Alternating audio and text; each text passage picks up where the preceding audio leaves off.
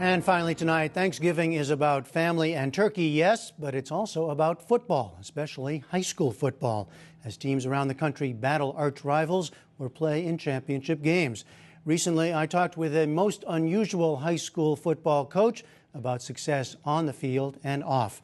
It's part of our American Graduate Project, our series on the high school dropout problem. Natalie Randolph is a high school science teacher with a finely developed sense of the psychology of teenage boys. You have to prove yourself? No. No? You have to prove how tough you are? No, they have enough fun proving how tough they are with each other. That keeps them busy? That keeps them busy long enough. All the way down, all the way up. Randolph, 32, is slightly built and has a high-pitched voice, but she is plenty tough. All the way up. So what? Pain is weakness leaving the body. Go! Tough enough, in fact, to be head football coach at Coolidge High School in Washington, D.C. Come on, keep going, keep going, keep going, come on. She's believed to be the only woman in the country to hold such a position. And that put her in the media spotlight when she took the job nearly 3 years ago. While I'm proud to be part of what this all means, being female has nothing to do with it. I love football. I love teaching. I love these kids. The attention only grew last year as Randolph coached her team into the city's championship game, the annual Turkey Bowl played on Thanksgiving. Randolph grew up in Washington, graduated from the University of Virginia, and played football herself for 6 years with the D.C. Divas, a professional women's league. But if she's passionate about football and focused on winning, she's also quite clear about priorities. Football as a means towards staying and excelling in school. Academics come first, and all of my coaches, we always preach to them, when you get our age, you won't be playing football. So, we like to think we have a lot of life to live, so you will too, and you need to prepare for that. Football is kind of just icing on the cake. How do you break it down? I'm one of your kids here, right? Right. And I just want to go out and practice. Well, I don't want to go study. We tell them, you have to be a whole person. You have to be smart. You're not going to be very effective on the football field if you're not smart and if you're not good at studying, analyzing things. These colleges, they have hundreds of applicants to choose from, hundreds of players to choose from that are just as big, just as strong, just as fast. And what's going to set you apart is your character and your academics. Part of being a whole person, she says, graduating from high school. As elsewhere around the country, that's a major problem in the city where Randolph teaches. The high school graduation rate in Washington, D.C. last year was under 60%.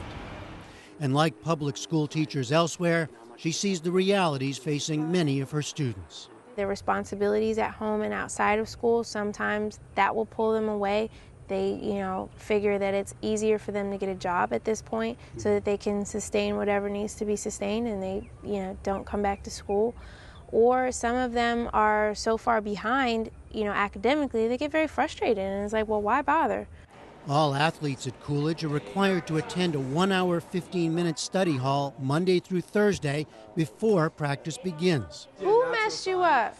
Nobody messed you up but you. You earn them grades. Randolph and 2 other teachers run the session, hitting their student athletes over the head with the football facts of life. When the college coaches come here and they ask me what your GPA is, they're not worried about the GPA on here, on your transcript that says cumulative GPA. They're not worried about that. What they're worried about is your GPA of these combined 16 courses. She also mentors her charges in a variety of other ways. I might come to her when I'm having trouble in a class. She talk with me, don't give up, keep pushing through it. Like in life, everything's not gonna go your way. She always wants us to succeed and go to college to the next level. Even if it's not football-wise, if it's academic-wise, she still wants us to be there. Randolph's success on and off the field has attracted praise from local leaders. You need to have a full array of opportunities that are going to attract kids. And certainly, interscholastic athletics like this is one of the best dropout and truancy prevention programs we can possibly have. She's really shown how to leverage the football team to keep these young men, on the straight path, but also to graduate from high school. When you do it, you got to turn your shoulder. One former player, Chuck Gaines, is now at Shaw University in North Carolina. He credits Randolph with getting him there. My grades improved from a C average to a B. When I was being coached by Coach Randolph, like she pushed academics hard. So it was school first, then football. Because majority of kids nowadays always focus on sports. For Gaines, who spent much of his childhood moving from one homeless shelter to another, Randolph also taught him important life lessons. It's always something I'll remember that she always told me that helped me do everything. If it's not hard, it's not worth it. When I'm in class and I got a big paper to write, I always go to her. She'll always tell me that. She'll always tell me that. If it's not hard, it's not worth it. It sounds sappy, but if they know that you love them, they will work. And if they know that you care about what they're going through and understand what they're going through, they'll work. Nose of the ball should be in between these two fingers. And they make mistakes, they fall, you pick them back up again, you show them what they did wrong, they fix it, and they do it again, and eventually they get it. In the end, they always get it. You used the word sappy. I'm thinking of football, which is a violent, tough. On the football field, you got to show how tough you are. Oh, yeah. And here you are talking about love. You don't see a disconnect? No, I mean, they will go out there and they'll run into each other and hit and whatever they need to do. And that's not the hard part about it. They need to know that they're going to be cared for in order to make that sacrifice. They need to know they're not making that sacrifice for nothing. In fact, life on the field got harder this year for Randolph and the Coolidge Colts. The good news, more than 20 seniors from last year's team graduated. The bad news, that left a much younger and less experienced group behind. The team went 3-9 this season and won't be playing in the Turkey Bowl, leaving Natalie Randolph, the teacher, sounding like football coaches everywhere. Yeah, it sucks to lose. Every coach wants to win, right? I want to win. Some games we could have won, Still, success here is measured in many ways. And Coolidge's young players did end their season with a victory.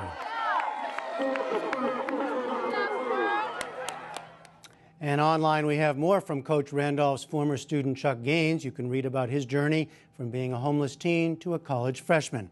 American Graduate is a public media initiative funded by the Corporation for Public Broadcasting.